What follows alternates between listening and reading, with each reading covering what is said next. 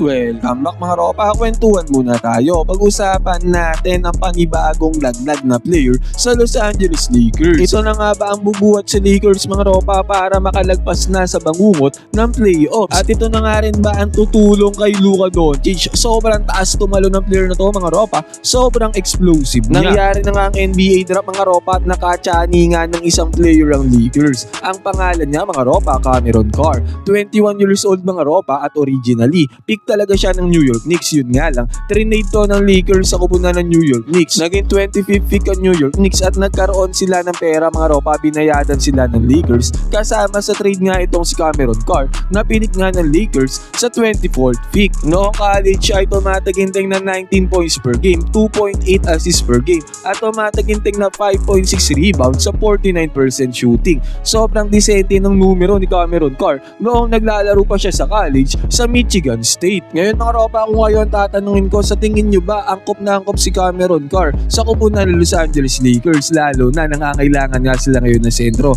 Pero possibly nga mga ropa ay kukuha din ng sentro ang Lakers, yun nga lang ay hindi pa natin alam kung sino. Ang tanong muna natin ngayon, tingin nyo uubra ba si Cameron Carr sa lineup ng Lakers? Magagamit kaya siya ni Coach JJ Redick sa lineup o mababang kulang din siya katulad ng ibang picks ng Lakers nitong mga nakaraang taon? Ngayon mga ropa, tingnan nga muna natin ang mga highlights na ginawa ni Cameron Carr noong kanyang college career para magkaroon tayo ng idea. Ang nangyari dito, nagkaroon ng fast break ang Michigan State at naibigay yung bola kay Cameron Carr. May closeout naman doon sa may ilalim mga ropa, pero nakabuelo na maganda dito si Cameron Carr. Heto na nga yung isa sa advantage na mayroon. Itong si C. Carr, slam dunk mga ropa, napakataas niyan tumalon. Sobrang athletic, sobrang explosive. Netong bagong player na to ng Lakers mga ropa, dinakdakan niya nga lang harap-harapan dito yung closeout defense doon sa may ilalim. Dito pa nga ng side na to mga ropa ay makikita na kaagad natin na malupit ang finishing nitong bata na to. At syempre, lob threat nga ang kailangan ni Luka Doncic. Madadagdagan yun mga ropa sa katauhan nga ni Cameron Carr dahil ang taas talaga nito tumalon.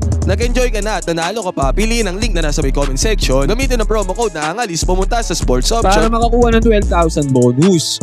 At dito naman mga ropa, na naka-receive siya ng bola dito sa may left side corner, mabilis tong player na to, naiwanan niya kagad yung kanyang primary defender. At nung may close out na naman nga doon sa may ilalim mga ropa, kitang-kita natin kung paano niya pinarusahan ang close out defense doon sa may ilalim. Napakataas ng talon mga ropa, sobrang explosive. Netong player na to, slam dunk na naman ng kanyang ginawa.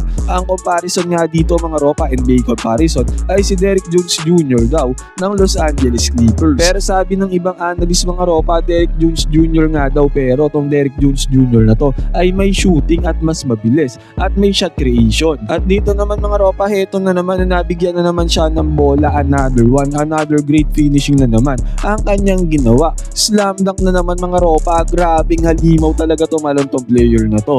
Ngayon mga ropa, kung kayo ang tatanungin ko, sa tingin nyo ba good pick ang ginawa ng Lakers kay Cameron Carr? Talaga ba siyang makakatulong ngayong paparting na season para sa kupunan ng Lakers? Pwede kayong mag-comment dyan sa bang opinion, magkwentuhan tayo.